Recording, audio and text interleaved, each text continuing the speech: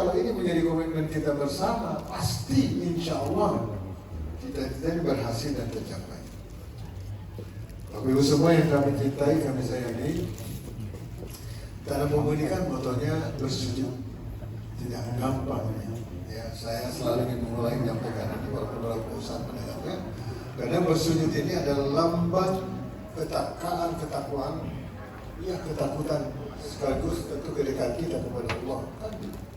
Hanya yang bersujud, dan saya yakin itulah yang dilakukan oleh para kepala sebagai pemimpin yang punya tanggung jawab sekian ribu orang di lingkungannya. Karena tidak mungkin berbuat apa-apa tanpa pertolongan Allah, kan tidak bisa kita makan Islam. Saya itu jam 3 malam pasti bangun sudah sholat saya. Nangis saya. Kenapa? Karena hampir 350.000, mungkin 400.000 sekarang penduduk kita ini yang membutuhkan perhatian kita. Mungkin di sana yang masih belum bisa makan 3 kali sehari. Ya, mungkin ada yang sakit.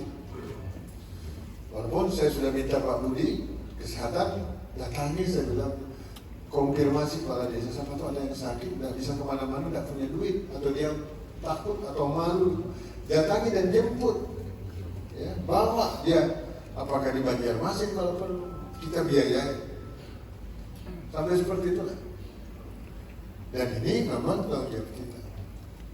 Jadi moto bersujud ini tidak mudah, dan ketaatan dan ketakwaan kita kepada Allah tentu aplikasi dalam kehidupannya, implementasinya kan seperti itu. Kemudian sekarang bersujud juga lambang kecerdasan, ya, insya Allah. Kita tahu kan para ulama, tuan guru itu kan makin tua makin cerdas. Karena sujud yang banyak secara ilmiah, otaknya yang 0,6 on, ya ini luar biasa, ini baru pasukan tiap hari. Jadi orang yang banyak sujud pasti pintar. Menurut Islam di Madinah, kita berharap kayak Madinah. Menurut data yang dapat, Madinah adalah salah satu kota di dunia yang luar biasa masyarakat. Ekonominya luar biasa, keamanannya luar biasa, kehidupannya luar biasa, ya kemakmurannya luar biasa. Hubungan kami dapatkan informasi tentang program satu desa satu masjid, luar biasa menurut saya.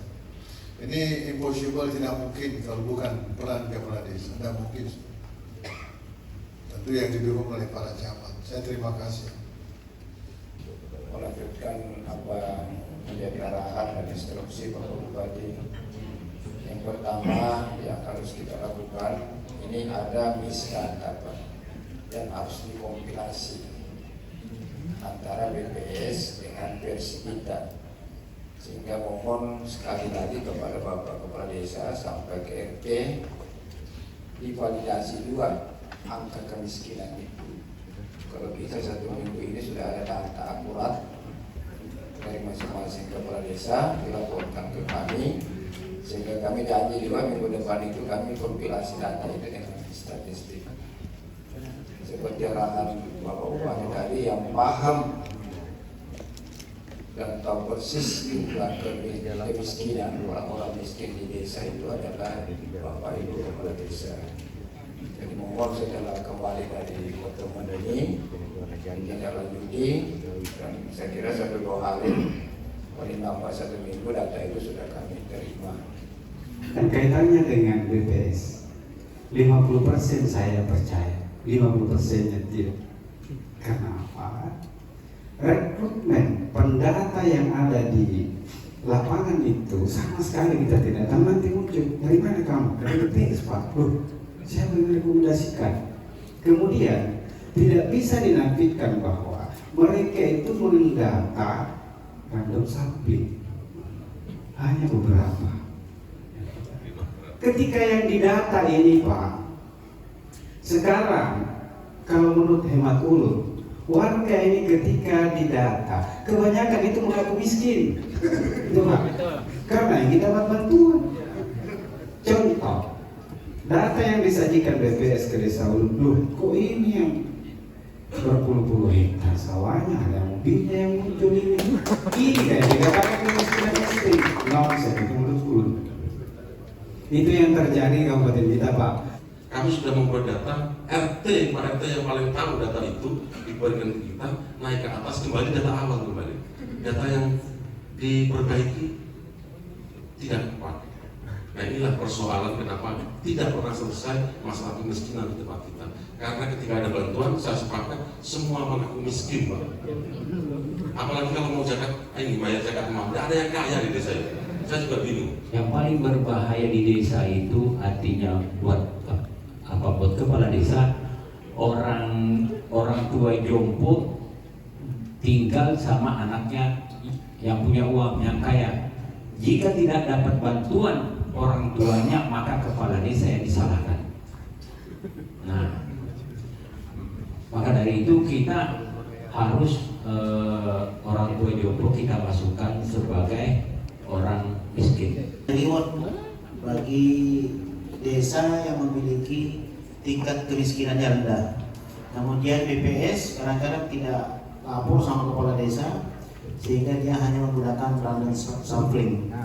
Kemudian satu desa satu masjid, kalau bisa ada kurikulum ataupun silabus. Kemudian dari desa Mekarjaya Pak Yono juga terkait bicara kemiskinan ekstrim, kalau bisa dengan dengan program dana desa ketahanan pangan dan hewani, karena yang menjadi hambatannya adalah mempromosikan atau pemasarannya.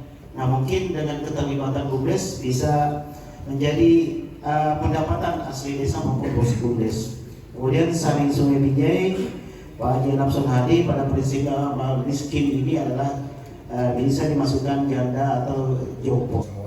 Yang pertama ini sudah menyangkut kredibilitas daerah, Pak. Jadi tolong data itu seperti yang disampaikan Pak Husun tadi, ini tidak terkait dengan bantuan. Tolong mindset masyarakat itu dirubah. Ini sudah terkait dengan kredibilitas daerah dan kepemimpinan kita semua. Kalau dikatakan di Kalsel ini urutan kedua kita terbesar miskin setelah Banjarmasin, kan kita semua kenapa? Yang mana suka, tinggal pilih kan. Jadi tolong disampaikan yang benar, kulil haq walau kana murah nih. Meskipun itu pahit, ya sampaikan. Di cabai api cuma 2 misalnya, cuma 2. Kayaknya kita mau kompilasi data itu. Persoalan nanti yang sumbangan, bantuan itu lain ceritanya, Pak. Ini kita clearkan dulu data itu supaya ini bisa mengangkat daerah kita dan kita semua. Kemarin Pak ini kontra, kami rapat beberapa kali di APD, tim anggaran di provinsi, kita jadi sorotan terus karena APBD kita tinggi, malah tertinggi di Kalsel, kemiskinannya juga tinggi. Kan ini kontra. Biasanya kalau APBD tinggi, kemiskinan kecil kan.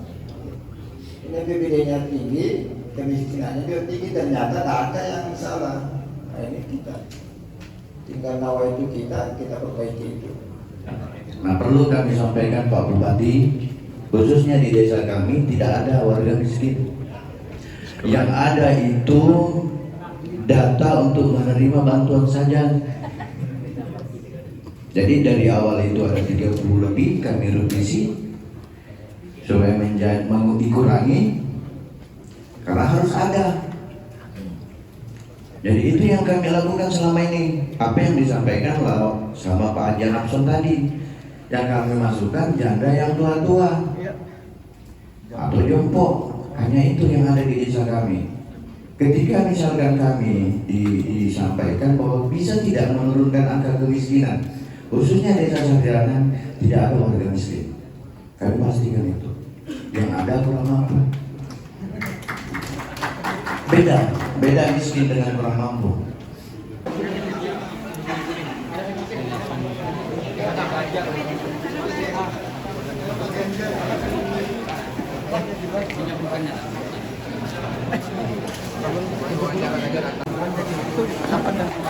Ya, di perubahan nanti bulan 6 insya Allah.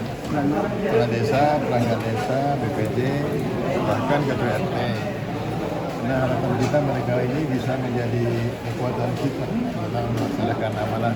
Jadi ada sinergi dari kabupaten, kecamatan, desa, bahkan sampai RT. Kami bersama maka insya Allah pelayanan kepada masyarakat makin maksimal, sehingga kita bisa mengangkat apa yang menjadi harapan masyarakat. Kenapa dinaikkan itu, pertimbangannya apa? Dana Ya. dan disiapkannya dari awal. Pertama ya tentu itu APBD, karena pendapatan kita juga meningkat. Yang kedua kita tahu tugas mereka makin kompleks, karena harapan kita sekarang berupaya mengembangkan sebuah sistem di mana pelayanan ini memang semakin berkembang, makin berkembang. Ada kepercayaan sekaligus ini dalam bentuk sesuatu yang sifatnya ya sebanyak pendadaran leadership.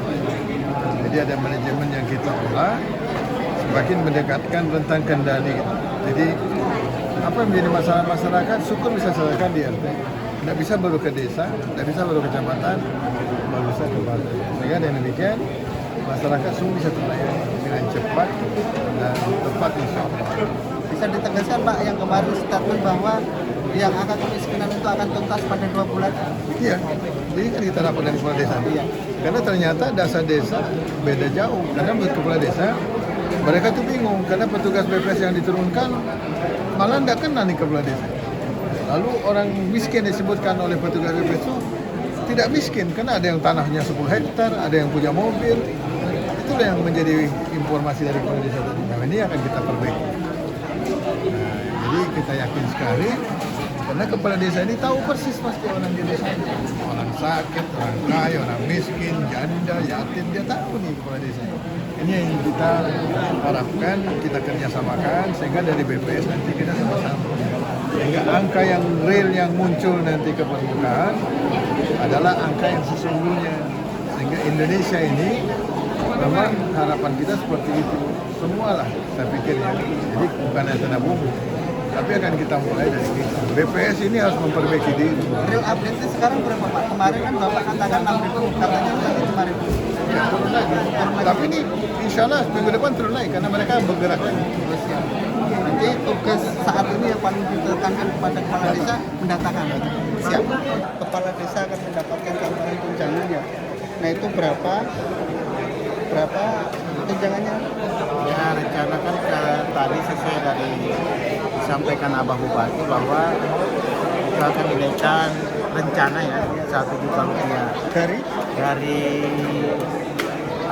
dari tunjangan itu kan 3.500.000 dinaikkan 1 juta rupiah berarti 4.500.000 totalnya untuk tunjangannya gajinya 2 juta berarti ada 7 juta sama gajinya 2.500.000 tunjangannya dari 3.500.000 naik 1 juta berarti 4.500.000 totalnya 7 juta rupiah.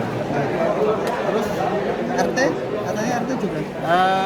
RT nanti kita hasil rapat tadi bahwa kepala desa nanti melaksanakan rapat internal dia karena RT di tahun 2023 ini sudah kita naikkan dari 750 jadi 1 juta rupiah berarti ada kenaikan 250 juta rupiah. Itu tunjangannya ya? Itu Termasuk gaji tadi? kalau RT itu beda, dia mendapatkan insentif.